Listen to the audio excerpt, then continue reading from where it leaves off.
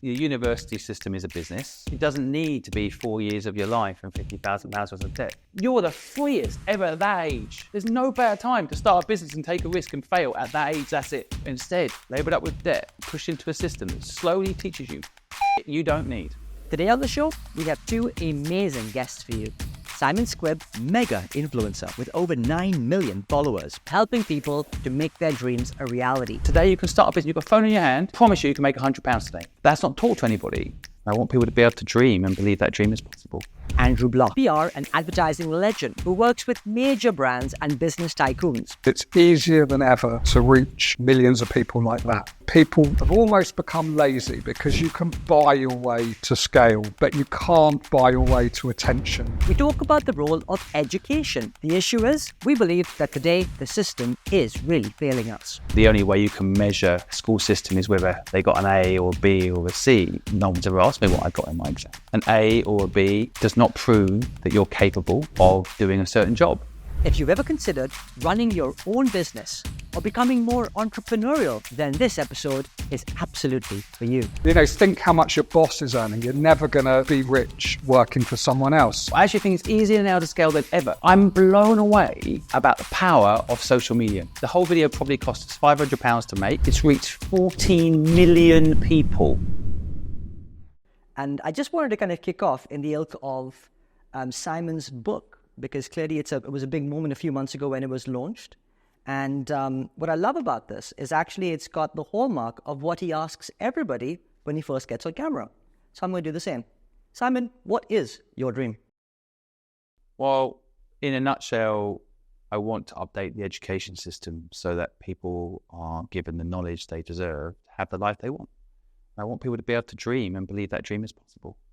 And I guess, that's my dream. My execution is something different.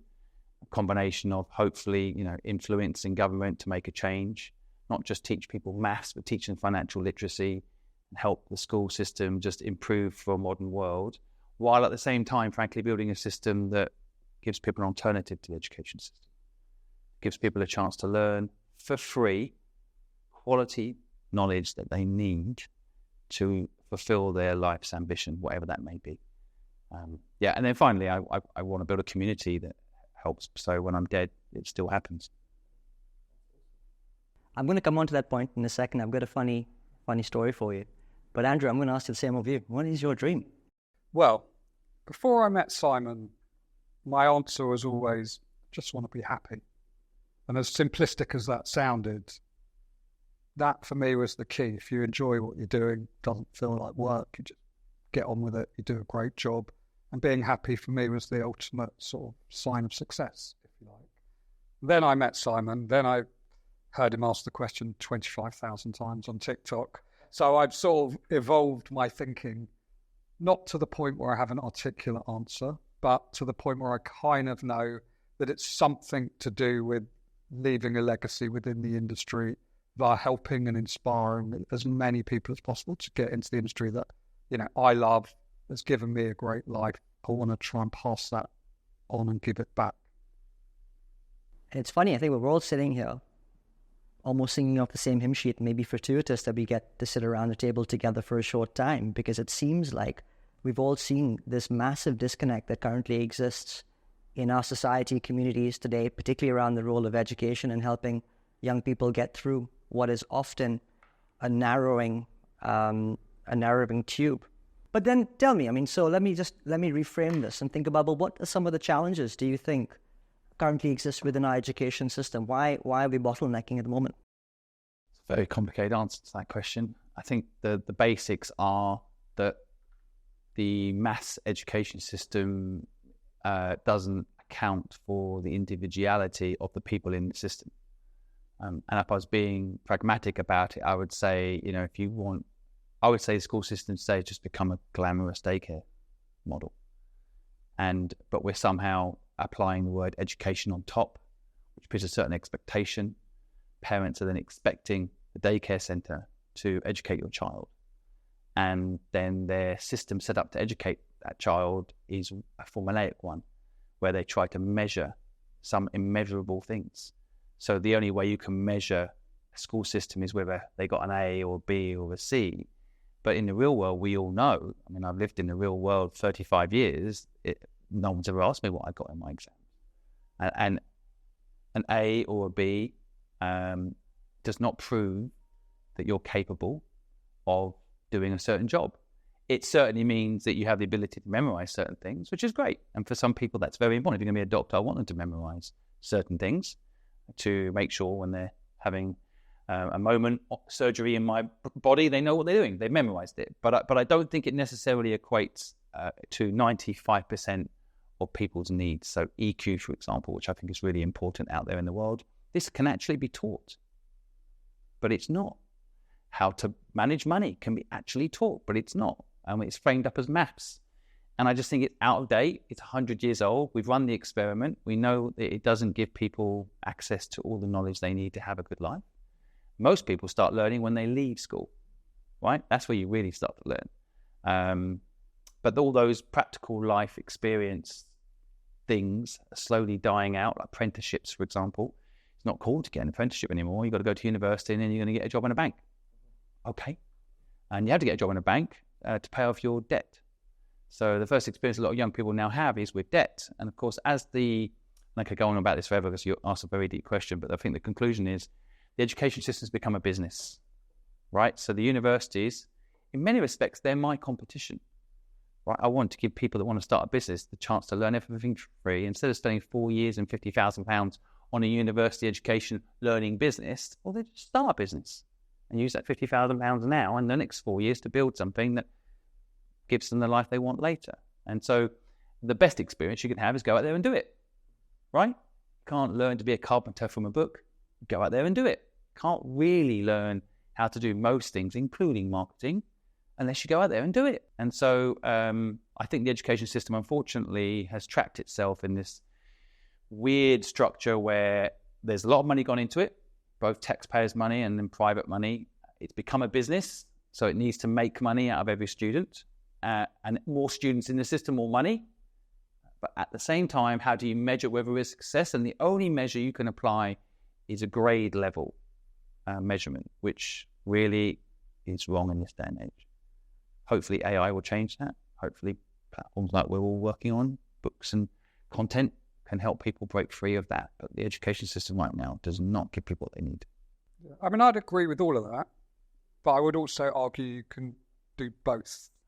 So I think, what an education system can do is it can teach you confidence, it can teach you to be articulate, it can teach you how to write, all of those sort of basic skills, presentation skills. But I think now the amazing thing about business is anyone can do it. I've got 2 sons, both very different.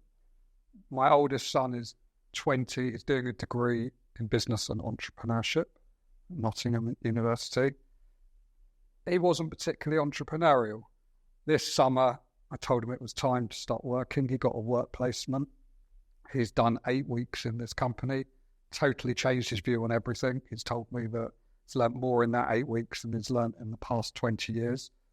My other son is 13, is a natural born entrepreneur. He's got a side business which resells, does drop shipping. We were sat there last night with him doing his maths homework. I didn't understand a word of it. Formulas, brackets, equations. And every bit of me wanted to say to him, don't worry about it. You're never going to need this. You focus on how much profit you're making from selling this and that. But you can't say that. So I agree the system is broken, but I also think nowadays it's not necessarily like when we were at school. I had a job sweeping up hair in a hairdresser's. I wasn't learning anything. I was learning the value of money maybe. Now with the internet, with social media, a kid of 13 can make a very nice little income to pay for his sweets and his trainers and whatever it is he wants to buy. 100%. The problem is that I think I've done one of the largest human surveys ever, going to the street and asking people what's going on. And what I see, unfortunately, your 13-year-old, by the time he gets to 17, he's going to be lucky to have you as a dad, is my guess. But a lot of kids around that age are told, just go to university, backup plan. So day before yesterday, me and Jess, my colleague sitting in the room now, 17-year-old comes running up to us, telling us his dream. Then we film it. He dreams of starting his own product business.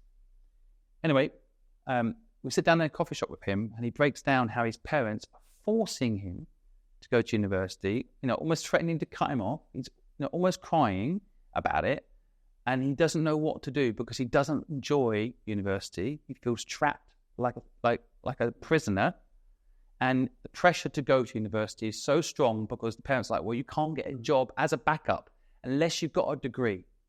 And this makes me actually angry. Yeah, I get that. And I think that your kids are lucky to have you. But the majority of the system says, well, kids, get a degree. Because if you don't, you won't get a job. You don't have a backup plan. If your business doesn't work, you are fucked. Yeah. And that is trapping. I can't imagine how many people, but a lot of young people, that you're right. Today you can start a business. You've got a phone in your hand with Wi-Fi connected. I promise you can make £100 today. 100%. It's incredible the way it's all worked. TikTok shop, or you can make £100 right now, today. That's not taught to anybody. But the present generation and my generation seem to be trapped on this treadmill of getting into debt because it's easy to get access to go to university. And then literally this kid who's 17 knows exactly what he wants. He loves selling T-shirts and he wants to build his own brand, but he can't because he lives at home and his parents told him he's got to do this. He's illegally not even allowed to leave until he's 18 anyway. When I left school at 15, I think that's illegal now. Illegal in a free world for a grown man to decide what he wants to do. I just want to add something. When my hypothesis on, as you described, the person of being able to create that £100 business in a day, I believe is absolutely true, right? 100%. We've got the tools and techniques to be able to do it. It's easier than ever before for any of us to become economically active with the tools that we have in our hands at the moment. I just wonder to the extent to which it's become even more challenging to scale that from what is cottage into something that can then be scaled out into. So for me, it's easier than ever to start, harder than ever to scale. Well, I mean, why is scale such an important word? I mean, one of the things I've always respected about Andrew is I can guarantee you right now, if he wanted to, he could have 500 people working for him and he could scale. But he doesn't want that. The word scale is a bit misleading, right? So I always think, like, what do you want out of your life? What is the perfect scenario? For me, by the way, I actually prefer to have a whole team around me because there's so many things I'm not good at that I need to be able to build a company to afford to have all those people to help me. Andrew doesn't have that problem. He's good at a lot of things. The point I'm trying to make is that, I think having the discipline to know what you want and make it happen. And I don't think it's hard to scale. I actually think it's easier now to scale than ever. I'm blown away about the power of social media. Like, I didn't understand it till I was right at the very precipice of, like, yesterday. Someone told me their dream. We put it up online. The whole video probably cost us £500 to make. It's reached 14 million people. It's mental. How can you do that over time than now? That didn't exist. And this is like when you talk about what's your dream, and for me, the most exciting thing about marketing at the moment is it's easier than ever to reach millions of people like that. But that was only a success because it's disruptive, it cut through, it got people's attention. And I think in the marketing world, people have almost become lazy because you can buy your way to scale in terms of views, but you can't buy your way to attention. And this is really where my whole focus is at the moment, is how do you disrupt, get people to sit up, take notice, and actually take action, buy a product, buy a service, follow someone, engage with someone. And it is harder. And because it's easier than ever to reach people, people fall into this trap of thinking, yeah, I can do anything. I can start a T-shirt business for, like you said, nothing, for £100, for whatever it might be.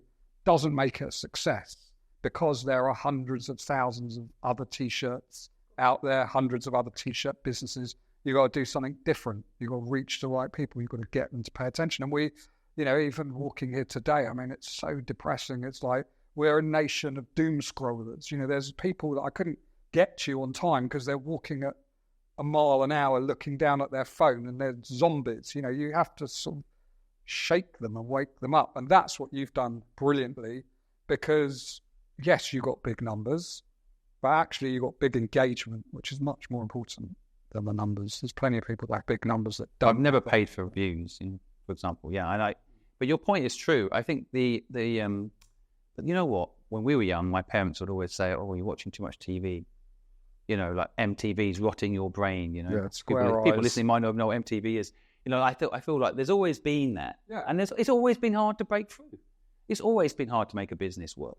It's hard to work for someone else. Life is a pretty big challenge. I kind of think that's what makes it exciting. But it's exciting now. Like for me to see my son at 13 years old making money and not even wanting my help or needing my help. And having that freedom to do that. It's incredible. But hold on a minute, guys. So I totally get it. And we're sitting here as exciting, seeing the half glass full mentality and thought process. I actually wonder if a lot of this comes down to mindset.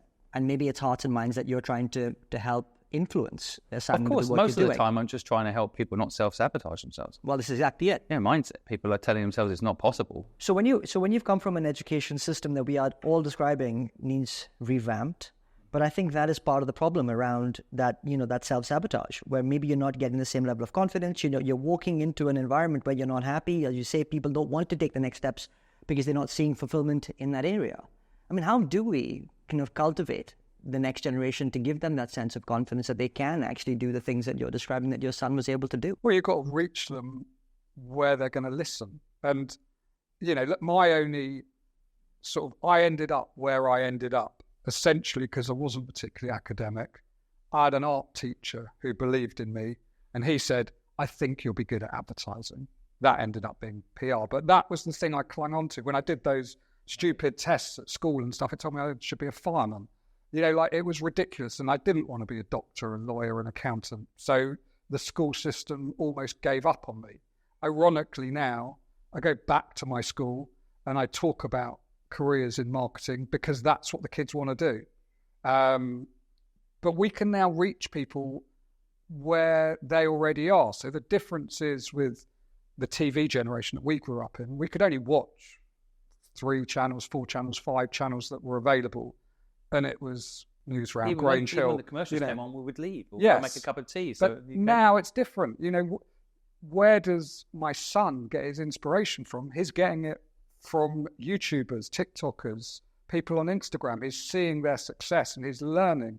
They're getting it from shows like Dragon's Den, from The Apprentice, which, don't necessarily perfectly represent the business world, but they inspire people and show people what's possible and they get them thinking. But you're right in terms of the fact, I think we do self-sabotage. The number one barrier people always say is, I need money, I can't afford it. That's just an excuse.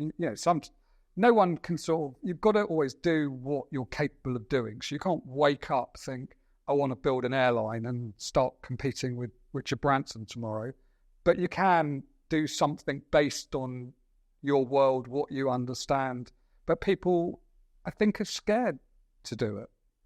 And that's because they've been taught, maybe, but, go out, learn from someone else, learn at their expense, have a salary, it's guaranteed, no risk, and it does. Look, my dad, completely different industry to me, but was effectively a trader of goods, toys, garden furniture, buying and selling.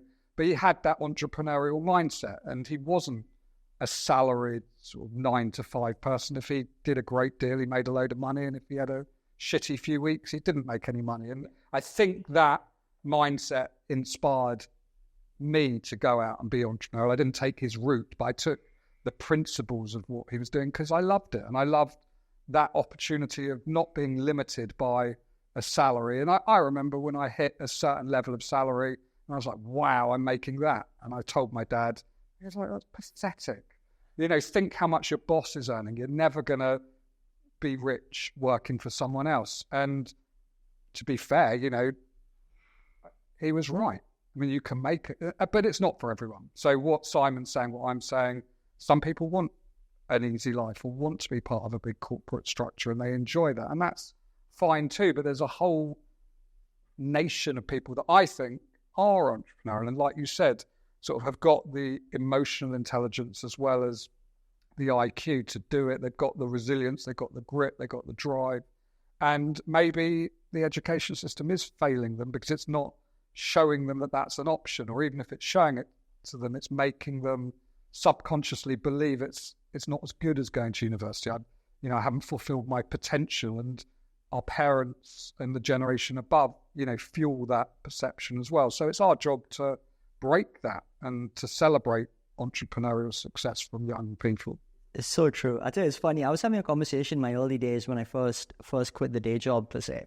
And it was with a friend of mine who had this really highfalutin job in private equity. And private equity over the last few years has gone through its own ups and downs. And I said, well, you talk about the being scary and you talk about the risks associated with not having a real job or branching out on your own. And I asked him, I said, well, do you think that you're more secure than I am? Because I've got my 6th client today. You've got 1 client. You got your boss. And if your boss decides that they don't want you anymore, well, you're kind of a goner. Well, it's for me, I'm building up my eggs here. My little basket's getting a bit bigger by the day. And I wonder if there's a real reframing thought in that notion about actually what is safe and what is risk. Well, you're in control if it's your own thing. Doesn't necessarily mean you're going to succeed, but you're not dictated to by redundancy cuts or a boss who's a dickhead. Which, by the way, it's so funny. I mean, last year when the tech crunch kicked in, lots of jobs getting Microsoft and Google laying off a lot of people. Do you think all those people didn't have star ratings? I mean, they must have been really uber talented, and they must have done really well. And yet, despite no fault of their own, they're out on the street. It's one of the saddest things that I see at the moment is an industry full of super talented people out of work. Exactly, absolutely spot on. Those people, and look, I'm an advocate for being entrepreneurial, and I speak to ex-CMOs, ex-MDs, ex-directors of big ad firms, PR firms, and I say, just do it yourself, please, trust me, and they're like, but I was earning, like, forget that. You can do so much more than that. Your barriers are just broken down and your potential is unlimited, but you're either of that mindset or you're not. And you can't criticize people that aren't. And I know lots of people who have very successful careers within companies. They're very happy and they would look at my life and think, but wouldn't want it for a gift. So, what's right for someone isn't necessarily right. But I think going back to what Simon, you were saying earlier, you've got to give people the opportunity to dream that it's potential, it's possible. And if they want that route, it shouldn't be frowned on or thought of as a cop-out or a lesser alternative than going to work for a big firm. I agree. Simon, I want to kind of take a step back here because I think your route to doing what you're doing today is incredibly fascinating. And I think you've been through probably more downs and ups, and if I may say, in having read some of the work and your journey, you've been through a whole bout, even being homeless. And I wondered, I mean, how has that shaped you? How has that shaped your thought process and thinking in and around to be able to get from those experiences to where you are today? My backstory, I think everyone's heard it now, so I do really want to hear it again. But, I was only homeless for 8 weeks. So I wasn't institutionally homeless. I was careful throwing it around as homeless as it was an experience I had for 8 weeks. I think, however, it was profound for me because I saw, I think, no one should see at 15 years old, to be honest, like the worst human experiences you could imagine. People taking drugs and alcohol, induced comas on the floor, people throwing up on themselves and, people, just awful experiences. But in all of that awful experience was humanity at its finest at the same time. People helping each other that didn't get anything out of it just because they could. People that were kind, helping a stranger by giving them a sandwich and a drink. Just the opposite end of humanity where kindness exists. And I think during that 8 weeks, it was an awful experience.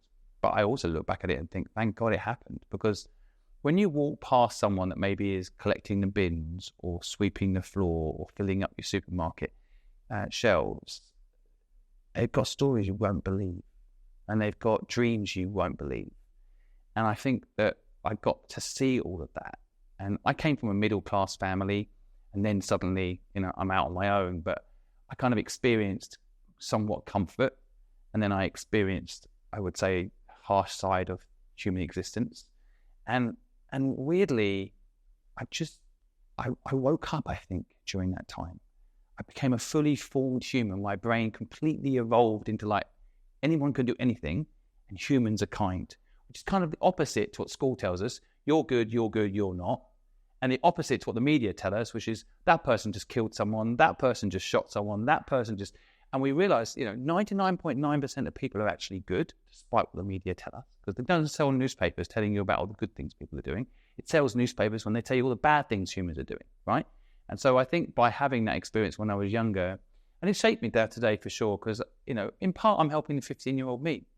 I had no knowledge in business, no knowledge how money worked, no knowledge how branding worked, no knowledge how sales worked, no knowledge how to hire people, no knowledge on anything that I needed the day I was homeless. And I've been in school 13 years at this point, right? I've been put in nursery at 2. So I've been in school 13 years. I've been educating myself for 13 years. And so, I couldn't easily survive in the real world. And it's still the same problem today. Now, they made it illegal in England in a way for you to leave school at 15. So, all right, now we're talking about 18-year-olds that couldn't survive in the real world, right? It wasn't that long ago. We were all dying at 18. Now you can't even survive in the real world at 18 because you don't have the tools. Why? Education is a misrepresentation of what that system actually is. Let's be honest, right? They've labelled it something it isn't. Okay? It's a controlled experiment, if you ask me, without going down the conspiracy theory route. But the bottom line is, for me, I just want to help the 15-year-old me. If I'm being selfish about it, that's probably where it all comes from. That guy in the street that didn't have anything, I want to help him. How did you think that you could do anything when you were sitting in that scenario? See, I didn't think I could do anything. I was dyslexic. I actually thought I was a little bit stupid. The school system, because I was dyslexic, back then it wasn't diagnosed easily, I literally felt like I was an idiot, which I am not, it turns out. But at school, I thought I was. And the way the school system made me feel, I was an average student. Even with dyslexia, I managed to pull through. But I was treated like, well, the guy doesn't really know how to read. How can you be living in a modern world that doesn't really know how to read? Well, it turns out my brain's just wired differently. And so I think that, and there's many, many people with different types of wiring of their brain. Not everybody likes to sit and read a book. I've written a book. I don't like to read a book. But some people will like to read this book, and that's how they're wired. Other people don't want to. They want it on audio. Other people won't read it at all. Who cares? You know what I mean? And I think the school system doesn't cater to that. But I think that 15-year-old me experience made me realize that the school system had told me I was a little bit stupid. A bit like you just said about, your career advice. I was told I could probably be a good hairdresser. Nothing wrong with being a hairdresser. Nothing wrong with it at all, especially if you own a hairdresser. Brilliant. But I'm just saying, conceptually, that's not my future. It turns out that was not my future. I'm meant to fix the education system. The irony, yeah? The education system told me I'd be a very good hairdresser. And also, there was a factory in the town that I lived in. Could also get 500 quid a week just going there, pulling a lever. I'd be quite good at that. But I think the system will change because it will be forced to change in the same way that I'm now being invited back to my school because effectively there's a demand for people wanting to do what I do. I think on a much broader level than that, schools are going to have to be teaching about this. The fact, my son's doing a degree in entrepreneurship, I find slightly strange. Well, that's what they are changing, but they're just trying to make sure they still get the money. True. Building an entrepreneur degree, to me, honestly, is a waste of time. Go start a business. Go work with an entrepreneur. Go like the internships of the old. Go be a plumber. Go work with a plumber. Yeah, I agree. You want to do business. Go work with a business person and get money. Learn. But and I get guess paid. it's a bridge or a whatever you want to call it to sort of get towards your dream. So when I've delved into what does a degree in entrepreneurship mean, I don't think you can be taught to be an entrepreneur. I think it's something within you that a lot of people have got. Sometimes it needs to be released by yourself or by others. But what it does teach you is probably, when your parents are saying to you, get a job, learn on, it's helping you on that side of it. So how to set up a company, how to run a set of accounts, how to invest profit and loss for an entrepreneur rather than working for a massive firm. So you need to waste 4 years of your life and £50,000 to do that. I can teach you all that in one YouTube video, which I've done recently. So I just don't see it being, it doesn't need to be 4 years of your life and £50,000 worth of debt. I think the problem is, and you kind of, if we're being honest about it, okay, the university system is a business. They've done a fucking brilliant job of marketing it. Yeah. Because basically, and maybe we should all be talking about how brilliant universities, because now it feels like you must go there. Like if you ask a kid, and I've done this a lot, why are they going to university? There'll be a whole list, and it's actually nothing to do with what they really want to do. I want to get away from my parents, and it's a chance for me to go and spread my wings and party. Yay. I don't really know what I want to do, so I'll go do this until I figure it out. Oh, I can get £50,000 and have some fun. None of it is to do with, most of the time, not always, I'm being a bit general, but it's nothing to do with actually, well, I really want to do that degree. I really want to do a marketing degree. And I interviewed someone the other day who'd done a marketing degree. 4 years, £54,000 worth of debt, super bright. I'm like, what are the 5 ways you make money on TikTok? No idea. How does the YouTube algorithm work?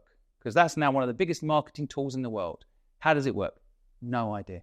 I can tell you though, pets.com went bankrupt in 1990 because there wasn't enough users. Like, who gives a fuck about that?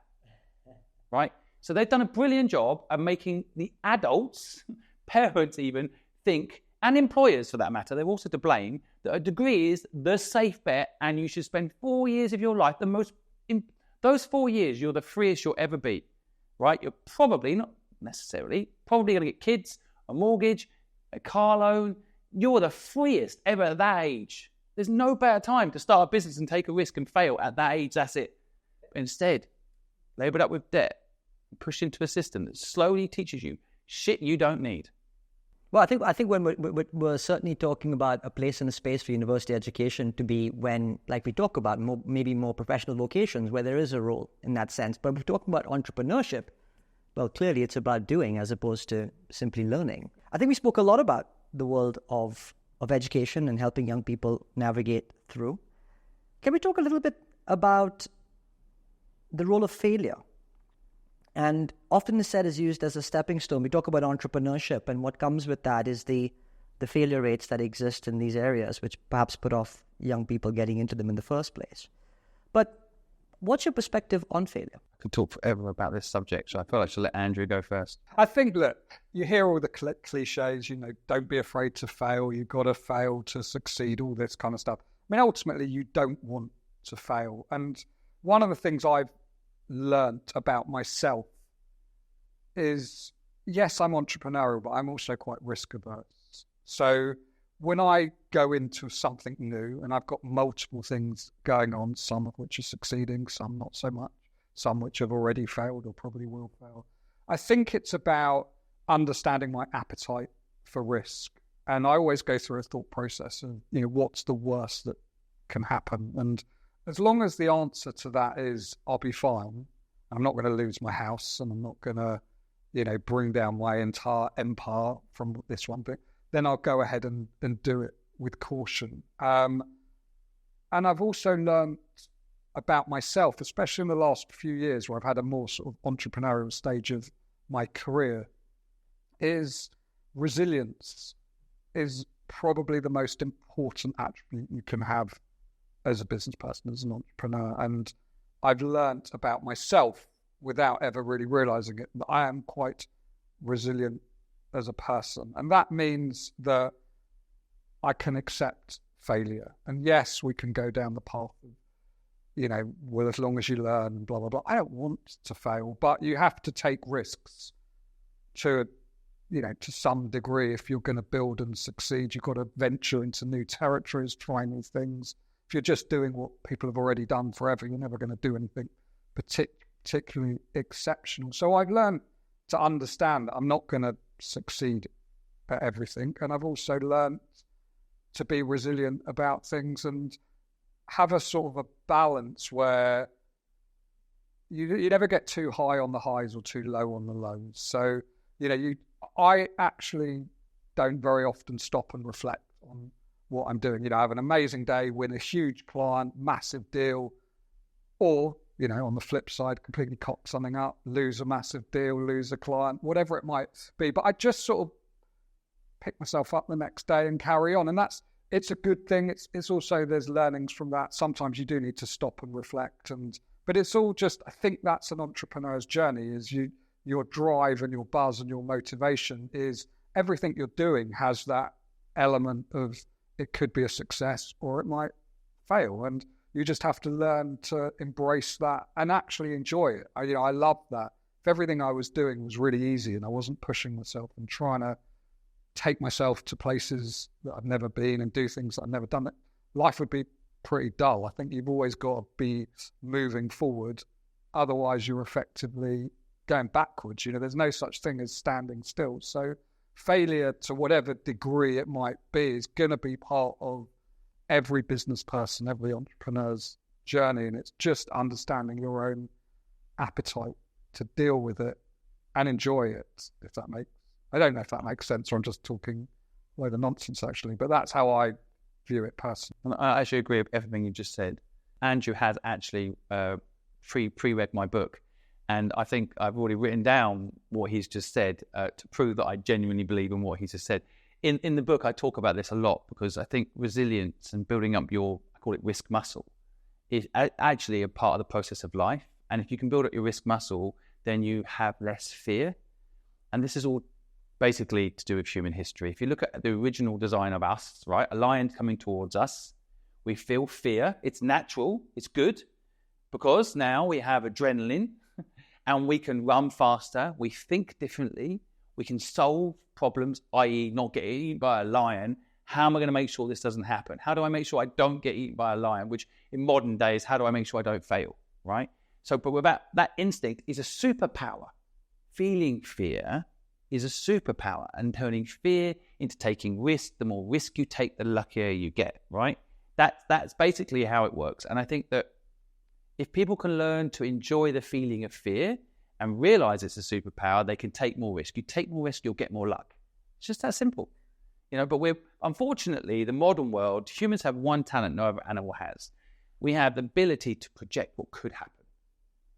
And with the media and with our education system all combined, we project failure and therefore we don't try. But the truth is, in the fear, in the pain of trying, is the joy.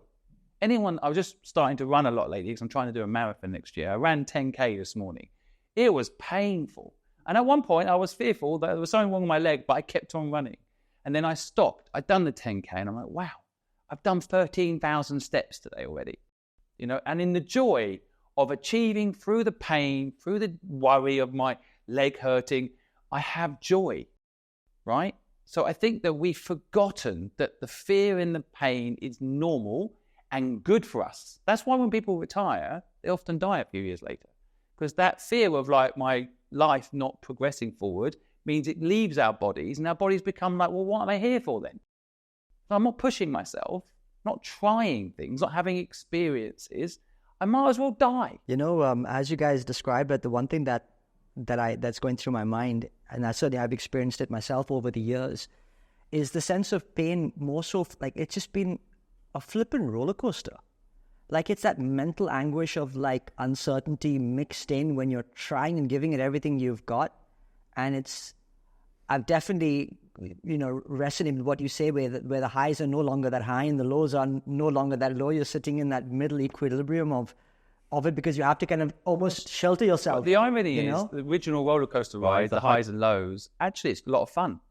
I would say that mitigating the highs and lows is also, you want to be careful with that. That's true. I still, like when the book was done, I made myself enjoy the high.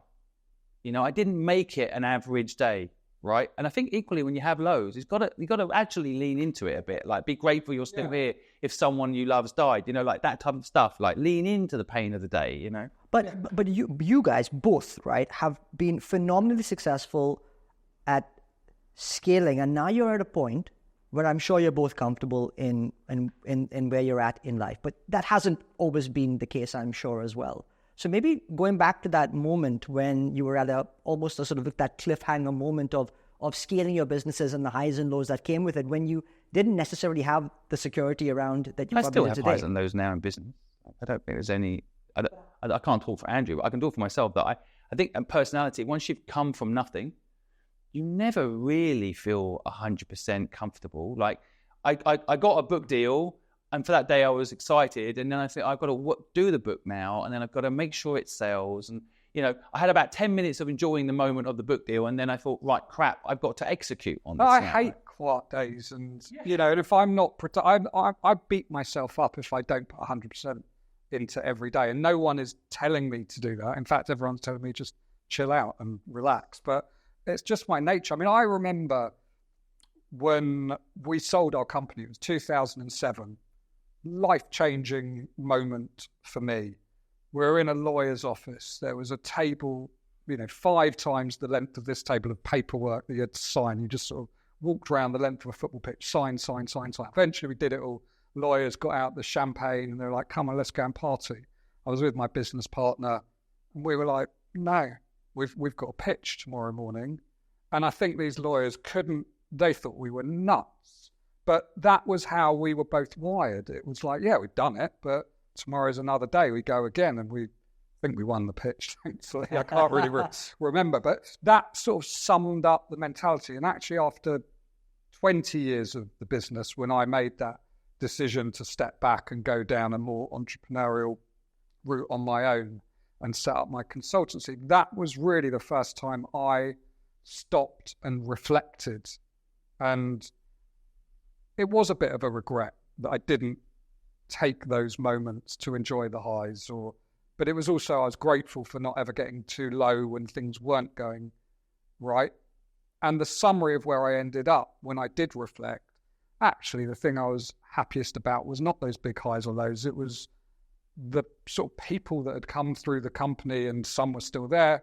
Others had gone on to set up their own companies. Others had gone on to work for incredible organizations or people. And that was the bit that I felt was sort of my 20-year legacy in a way. But I'd never, ever stopped for 20 years to think about it at all. Like, hadn't even crossed my mind. And everyone used to say, oh, you must be really proud. You must be this. You must.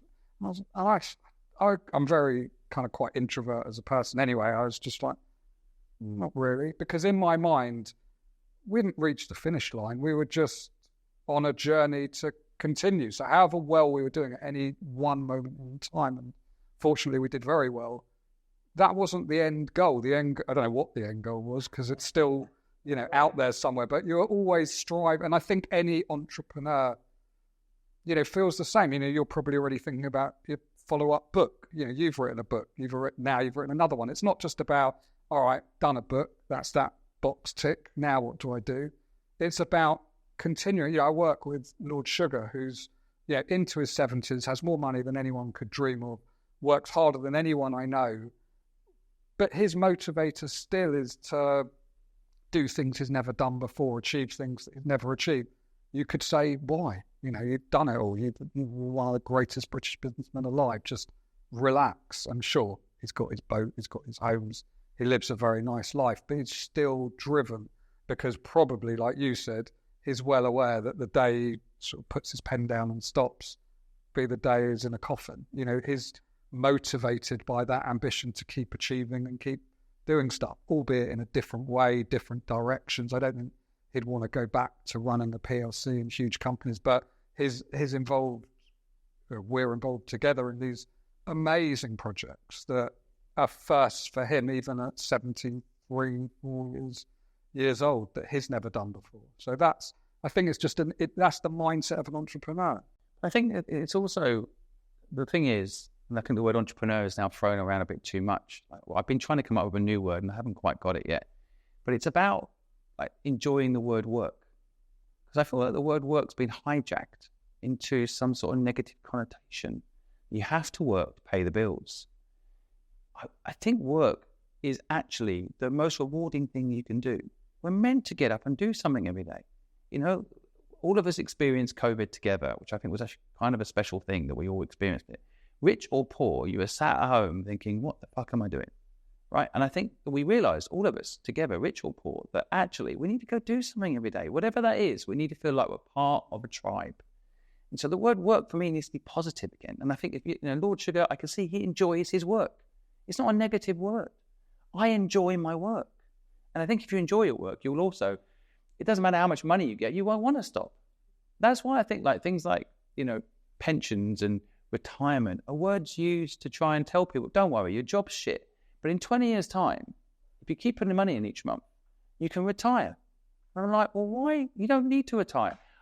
Unless I have some sort of disability, I won't stop working. I had 2 years off, worst 2 years of my life mentally. I thought that was the dream. I sold my company. I thought there was a dream. I took 2 years. I had a baby. My wife actually had the baby. I watched. The point is, I thought that was the dream. Now my baby's born. I can be a present father. I'm not going to work anymore. I'm going to play golf.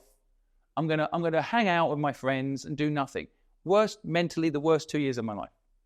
And so, I'm lucky I got to that point where I can have that. But equally, I learned what I want people to realize is that if you enjoy what you do, why would you stop? That's why people shouldn't always make their purpose making money.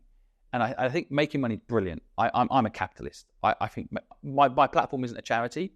We're a for-profit business. We just happen to do good with the profit. I'm a capitalist. But I also think that people shouldn't pursue money per se. They should do things, give without take. And Andrew, for example, for the last 5 years, he's helped me whatever he can, never asked anything from me. And I think that, I've tried to give him back here a coffee here and there and the odd meal. But, I think... Grateful for. Yeah, you're welcome. I got a free book. Yeah, free book. Yeah. No, I'm going to send you an invoice for that. But the point I'm making ultimately is, look, I think some of the most rewarding moments in my life have been when I've given someone a present, like I've done something for someone else. And this is another thing that we're not taught. The word work is being corrupted. It's meant to be enjoyable. Doesn't mean happy every day, right? I've cleaned toilets. And I'm not saying, I enjoyed it, but a means to an end. And I've enjoyed my general overarching mission of my work. But I also think the whole concept of what are we actually here to do? And I think a big part of it is help each other. And we've got lost in this transactional nature, especially the last 100 years. I'll help you if you help me. Give and take has become totally normal. I'll help you if you help me. Now, we'll come on your podcast. You'll promote us. We'll promote you. Everyone happy? All right, we did. But actually, you know what? I could just promote you anyway. You know what I mean? I could just do that. I could just put you on my stories. I get 200,000 views on my stories on average. I can just do that. It's literally one click of a button. I could do that, can't I? So I'm actually wearing a hoodie while we're selling these now. Give without take is the answer to a lot of people's happiness. Help someone and have no expectation of anything in return. Again, I've learned by my own mistakes. I lent my older brother money years ago and he didn't pay it all back. And I fell out with him for 15 years. What's the point? I should have just given him the money. Either do it or don't do it. Shouldn't have expectation. That's caused a lot of misery in this world. And I think it's the same when it comes to business. It's not everything is a transaction. Sometimes you just do something to help someone because you can. The person you're helping is probably not even the person to help you anyway. And somewhere in karma or the universe, it comes back to you another way anyway. Andrew, the last session you did for us, you talked a lot about karma and your belief in it.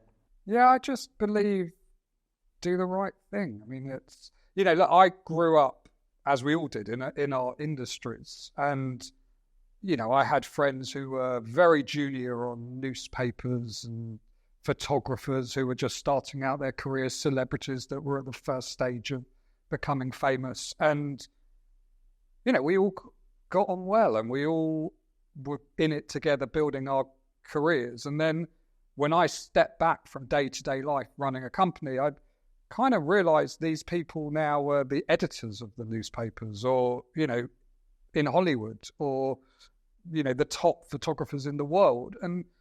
But we'd gone on this journey. And then I sort of realized if you treat people well and they treat you well, and this all sounds a bit sort of hippie-ish, but, you've got your network. And actually what makes me different is I have got this sort of black book network which I can utilize. And sometimes it is financial. Other times it's just being able to pull in a favor. And if you've looked after someone on their journey, they're always going to be there to, repay that favor when you need it. And I don't know about you, but I hate asking people for favors. And, someone this morning, just literally as I was getting on the train, said, my mum's 80.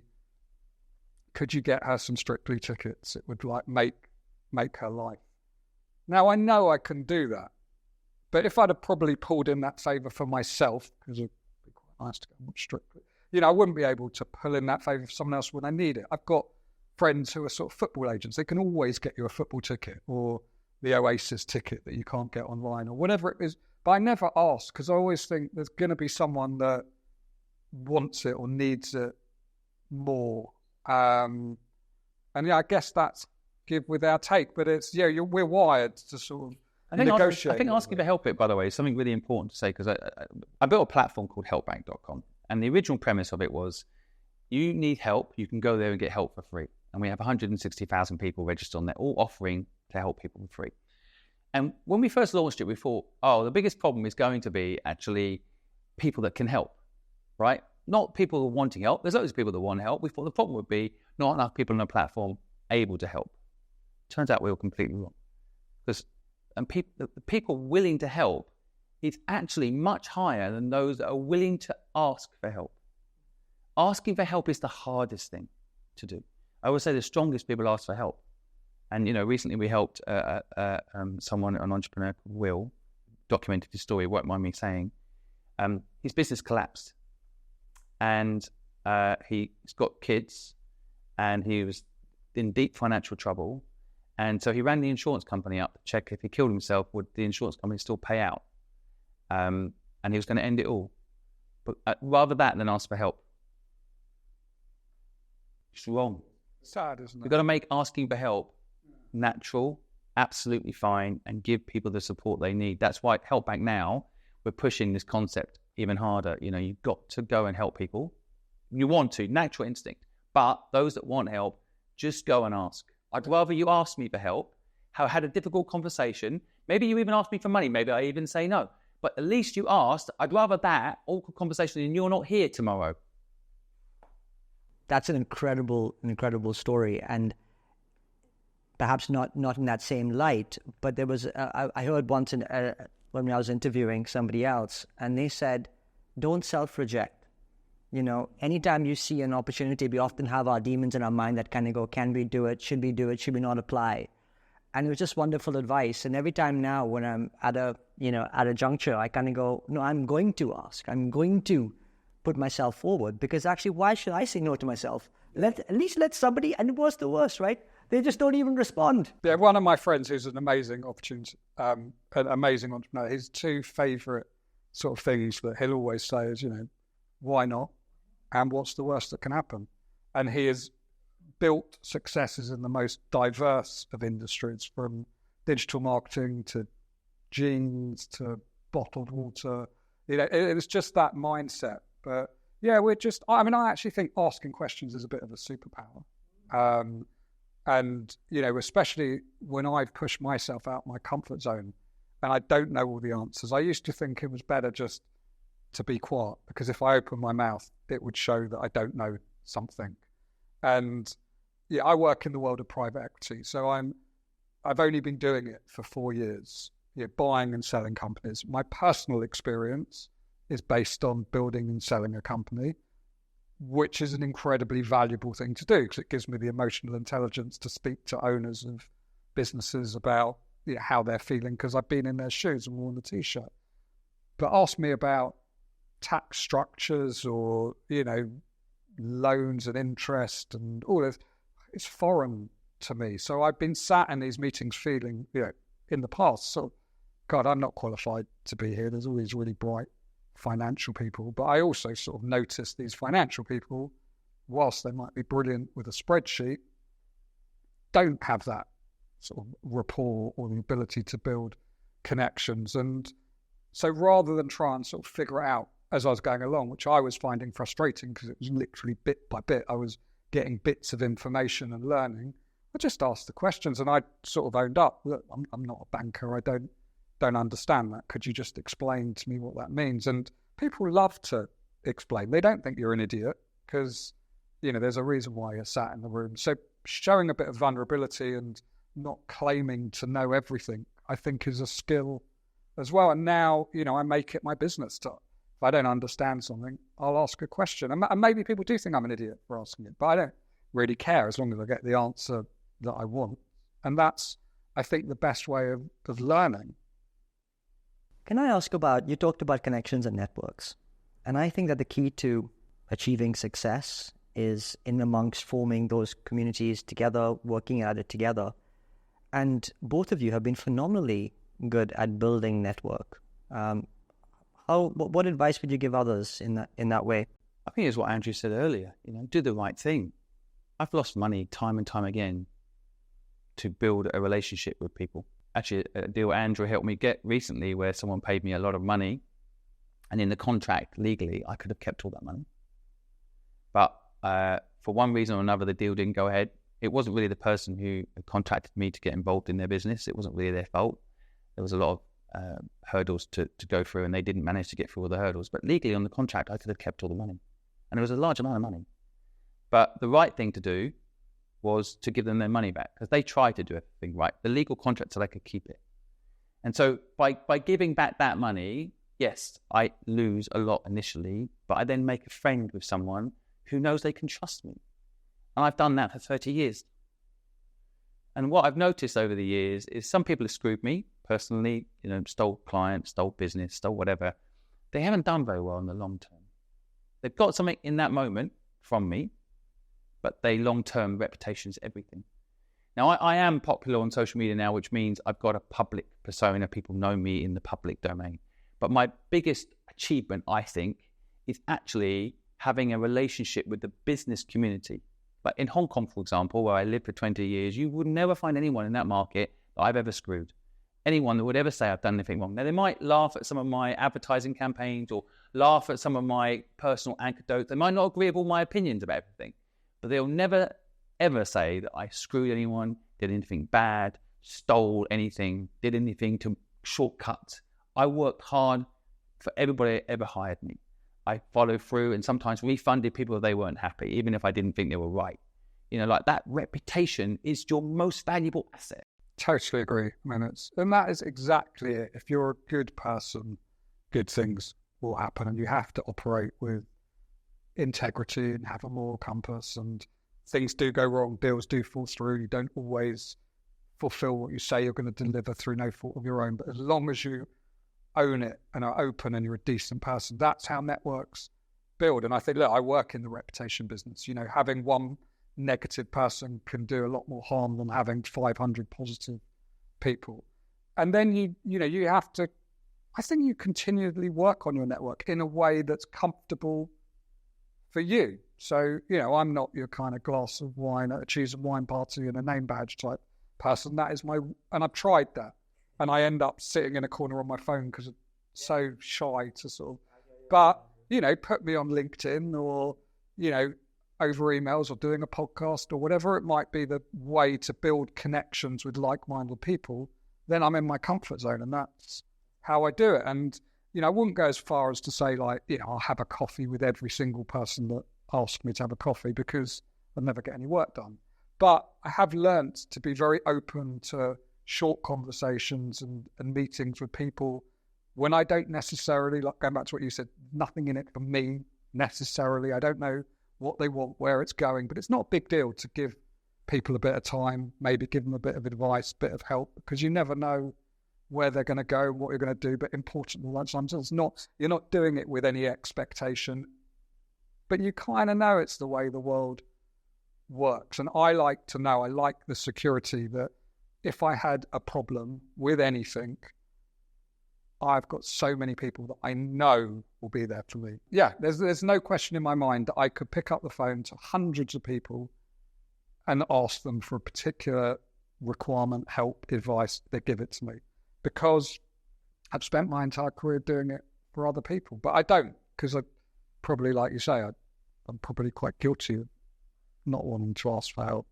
But the network side of it, the other flip side of the network piece, I always advise people, be careful who you let into your ecosystem in life, right? Like, I've worked with Andrew now 5 years. I've never met anybody that says anything bad about him. It's important you associate. I am not looking hard enough. I'm not looking hard. But the point I'm trying to get to is that you have got to be careful with your personal reputation.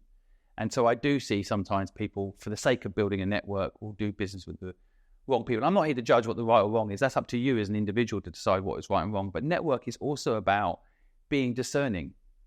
And back to your point, you can't have a coffee with everybody. You have got to pick your relationships carefully. And so I've invested in a lot of companies, 78 businesses. One of the things that I talk about in the book, and I talk about investing, one of the hacks I learned about investing was, if I like someone's company and what they're doing, great, I can invest in it. And I like the founders, of course, that's important. what they're doing and how they operate. And then finally, I meet the partners of the people that have started the company. Now, this might sound silly, but you can tell a lot by the person they're with. So I would actually half interview, go for dinner or have a lunch with the whole, everyone involved in their life. And if for example, it's a silly example, but if the partner, and I had this case, I was going to invest in this company, I was going to put £500,000 in this company. It was a big investment for me, a lot of money. And anyway, I sat down with the founder who I really liked, and then my wife was with me, and their partner sat down, and instantly she was a bit rude to a waiter, which in itself is fine. Sometimes he had a bad day, but I was like, well, that's not right. Like, kind of clicking her fingers for drink. I was like, that's not right. And then as the dinner progressed, she was talking about how she's going to put up with her husband doing this business, but she really likes to travel business class, and she doesn't really like being a cattle class, is how she put it. And I thought, slowly I realized this founder's going to have a nightmare on his hands, because he's trying to build something, but permanently his partner's going to be saying, well, why are we not traveling business class anymore? Why are we with these, scum? And I could just tell that person was going to cause a lot of problems for the other person. And I decided not to invest. And so I think you have got to be careful who you associate with and who you align yourself with, moral code-wise, value-wise. So, yeah.